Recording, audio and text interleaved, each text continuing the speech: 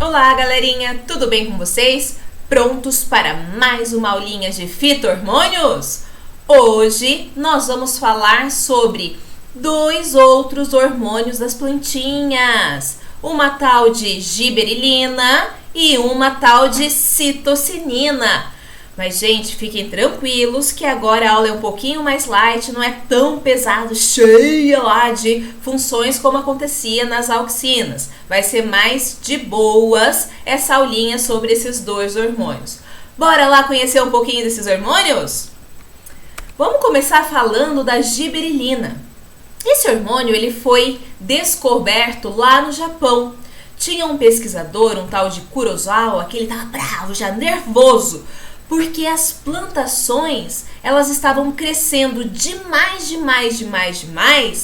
e antes mesmo de ter floração, frutificação, como estava muito gigante, qualquer ventinho tombava e eles perdiam toda a plantação. Era um horror, eles estavam desesperados, não chegava a ter essa fase de vida do arroz. E aí esse pesquisador, ele começou, vamos ver o que está acontecendo com o meu arrozal. E ele começou a pesquisar e descobriu que esse arrozal, ele estava sendo parasitado por um fungício. É, isso aí. Esse fungo, ele liberava um hormônio, um composto orgânico, que fazia com que essas plantinhas crescessem muito rápido e acabava se perdendo porque elas tombavam antes de ter a frutificação, antes de ter a formação de flor e depois o fruto. E como esse fungo era do gênero Gibberella, resolveram dar o nome desse hormônio que causa o crescimento de giberelina, em homenagem a esse fungício que estava causando maior horror na plantação de arroz lá dos japoneses. Mas é bem importante esse hormônio. E existem vários tipos de giberelinas, e uma bem importante é um tal de ácido giberélico, gibberellic acid. Olha que chique, gente! Ou para os íntimos, o GA. Então a gente tem às vezes escrito lá numa prova GA1, GA2, GA3, tudo isso está se referindo a giberelina. E onde que esse hormônio ele vai ser produzido lá na plantinha? Ele é produzido em locais bem similares lá no que a gente viu das auxinas, principalmente nas regiões jovens, lá na gema apical, mas também temos uma produção bem grande nas sementes. Também nos frutos, temos também nas folhas, em vários locais. E diferente do que acontecia lá nas auxinas, que o transporte era polarizado lá de cima para baixo, aqui o transporte pode ser tanto de baixo para cima, como também de cima para baixo. Mas aí vai ser dentro de dois caninhos. Um que vai para cima, que se vocês lembrarem lá das aulinhas de botânica, quando a gente falava e mostrava aquele cladograma, vocês vão lembrar que tem aquele caninho que é chamado de xilema e um outro caninho que vai ser o floema. E é por esses dois vasos condutores é que vai ocorrer o transporte de giberelina. Xilema de baixo para cima, floema de cima para baixo. Funções dessa giberelina. A primeira função, já tá na cara. Para que serve esse hormônio? Crescimento celular.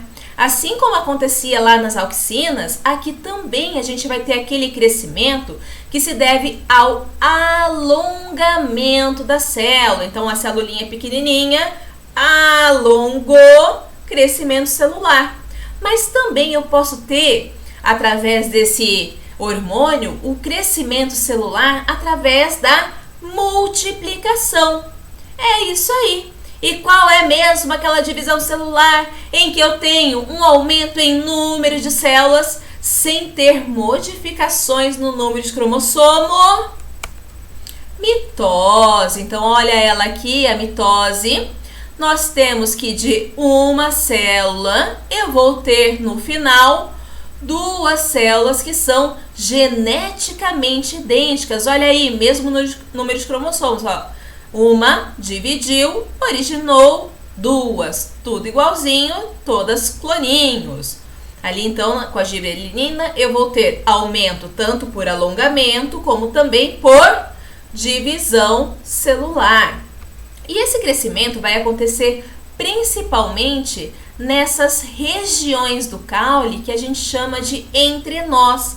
Então, entre um nó, que a gente tem aqui uma inserção da folha, onde tem a gema lateral, e outro nó, essa região é chamada de entrenó, porque tá realmente, né, entre dois nós, entre duas bolinhas ali. E também nós vamos ter o crescimento de folhas. E a gente vai ver daqui a pouquinho também que cresce embriãozinho. Então, ali, crescimento celular, principalmente da região do entrenó e da região das folhas. Então, aqui a gente tem um exemplo de uma plantinha que ela não foi tratada com a auxina. Cresce? Cresce, mas não tanto quanto uma que tenha sido tratada com a auxina. Olha aqui, ó, GA4, né, o S de gibberellic 4. Olha que chique, tô chique hoje, né? Eu estou bilíngue. Olha que chiqueza. Uma riqueza só, né? E aqui uma outra foto mostrando uma plantinha que foi tratada, olha, gigante, mega, hiper grande, e uma que não foi tratada. Olha aí, as folhas estão ainda em roseta, e aqui, olha só, olha o alongamento, olha que extensão caulinar, fica bem evidente os nós e aqui o entrenó desse caule. Grande, né? Enorme ficou. Próxima. Gente, não lembro de mais nada de gibberellina. Isso aqui vocês têm que guardar no HD de vocês. Pensa numa função importante, que é a função que mais cai no vestibular. É essa, galera. É a germinação da sementinha. Olha aí ela germinando, gente, que cute! Antes da gente falar como que isso acontece, qual que é a importância desse hormônio no que a gente chama de quebra da dormência da semente, ela deixa de ficar inaninha, ela deixa de ficar inativa e começa a se ativar, ela começa a germinar. Antes vamos pegar o modelinho da sementinha e relembrar as suas partes. Então aqui a gente tem o baby, o embriãozinho, esse amarelinho, baby, planta. Aqui a gente tem o endosperma, lembra? Endosperma, comidinha, né? É aquele tecido de reserva para o embriãozinho até que ele consiga germinar e consiga realizar sua fotossíntese e ser autossuficiente. E aqui em volta nós temos o tegumento, que está protegendo tudão isso aqui. Bom, galera, esse baby tá aqui dentro da semente, ele tá dentro, tá envolto pelo endosperma, tá envolto pelo tegumento, então ele mesmo não faz fotossíntese, ele mesmo não consegue ser autossuficiente. E é aí que entra a gibberellina. É, galera, porque aqui no endosperma ele tá repleto de amido. Só que esse amido é como se fosse uma casa grande, que ela é formada por tijolinhos de glicose. Essa casa enorme não consegue entrar lá no embrião para nutrir, é muito grande. Eu preciso quebrar e dar só o tijolinho para esse embriãozinho. Eu preciso quebrar esse amido e dar glicose. Então esse embrião ele precisa absorver a glicose. E olha aí que bacana. Quando esse embriãozinho ele começa a se desenvolver, ele vai estimular a liberação de gibberellina e essa gibberellina atua em uma enzima muito importante que é uma tal de amilase. Então, o que essa amilase faz? Ela vai pegar esse amido, que é a casona, né, uma macromolécula, e vai quebrar. Vai quebrar essa macromolécula em moléculas pequenininhas, que seriam as glicoses. E aí sim, gente, agora ele vai conseguir absorver e ele vai conseguir utilizar essa glicose para poder se nutrir. Também a gente vai ter outras enzimas ali que vão ser ativadas pela pela gibberellina, que vão quebrar outros componentes orgânicos que vão servir de matéria orgânica para o crescimento desse embriãozinho. Mas guardem, é bem importante lembrar que ele está atuando na amilase, que quebra o amido, vai liberar glicose, que vai servir para nutrir esse embriãozinho. Então a gente fala que quebrou a dormência porque agora ele tem comidinha, ele tem nutrientes para ele conseguir continuar o seu desenvolvimento e germinar. Então é bem importante. A amilase quebrou o amido, que vai formar várias glicosinhas. Essa glicose vai ser absorvida pelo baby para ele poder se nutrir. Belezinha? Essa é a função da gibberellina. Não esqueçam. Deu tilt? Apagou o HD? Não vai apagar, porque essa função tem que guardar aqui na Cookietia de vocês. Belezinha? Bacaninha? Bora para a próxima função. Olha, gente, que tudo! Também esse hormônio ele está relacionado com a floração, porque ele vai estar lá atuando nas gemas laterais, vai estimular a diferenciação dessas gemas laterais para formar brotinhos, flores, depois os frutos futuramente. E aí ele vai estimular a formação das peças florais. Floração, abertura das flores, que tudo, que cude, que meigo. Muito fofo esse hormônio. E aí, que mais que tem de função? É ele, de novo, ele tá em todas, tá em tudo. Também esse hormônio, ele tá atuando na frutificação, na formação do frutinho. Lembrando que aqui o abacate, o pêssego são frutos verdadeiros, porque eles vão se originar do desenvolvimento do ovário. Pois é, esse hormônio, a gibberellina, junto com a auxina, vão estar atuando aqui no ovário para ele se desenvolver e formar o pericarpo, que a gente viu na aula passada, que seria essa parte aqui do frutinho, que eu tenho a parte de dentro, né, que tá em volta da sementinha, que é o endocarpo, que é o interior, né, lembra lá? Temos o meio, que é essa parte que a gente come, gostosinha. Vamos colocar aqui, fica aparecendo a outra janelinha. Esse aqui, como tá no meio, é o mesocarpo. E por fora, sobre epicarpo. Lembraram? Então, gibberellinas e auxinas vão atuar na formação do fruto, porque estimula o desenvolvimento do ovário. Só lembrando, gente, que isso acontece porque lá o embriãozinho vai estimular a liberação desses dois hormônios e aí sim vai estar atuando aqui no ovário para formar o fruto. Mas como a gente viu, lá nas auxinas, a gente tem aquele caso do fruto diferentão, aquele fruto que vai se desenvolver do ovário, mesmo sem ter tido a fecundação aqui no óvulo.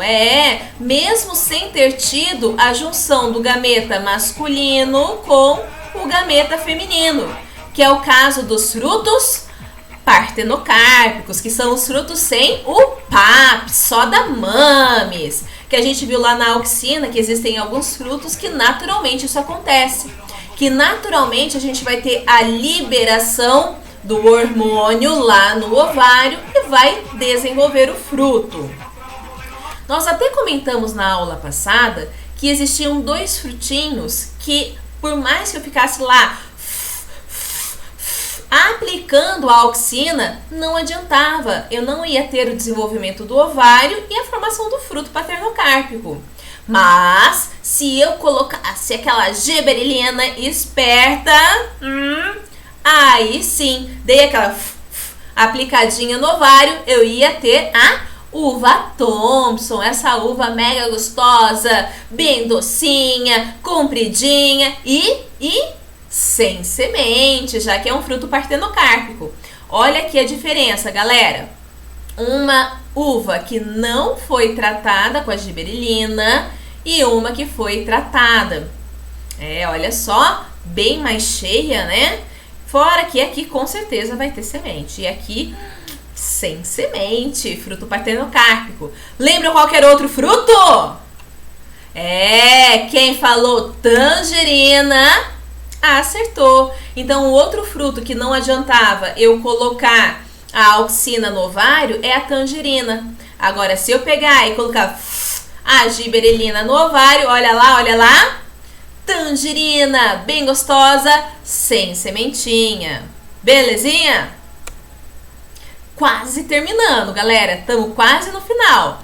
E olha aí, a giberelina, ela atua também para evitar o envelhecimento, evitar a senescência e a abscisão foliar. Então, bem bacana para tentar deixar a plantinha mais jovenzinha. E para dar aquela resumida, o final do final da giberelina, a gente pode agrupar que a giberelina, ela vai ter essas funçõezinhas aqui. Ela vai ser responsável pelo crescimento, lembrando que pode ser por alongamento celular e também por divisão. Embora se tiver que esquecer essa divisão, a gente vai ter um hormônio que é próprio para isso, mas é bom a gente estar lembrando, né? Giberelina, alongamento celular e também divisão por mitose.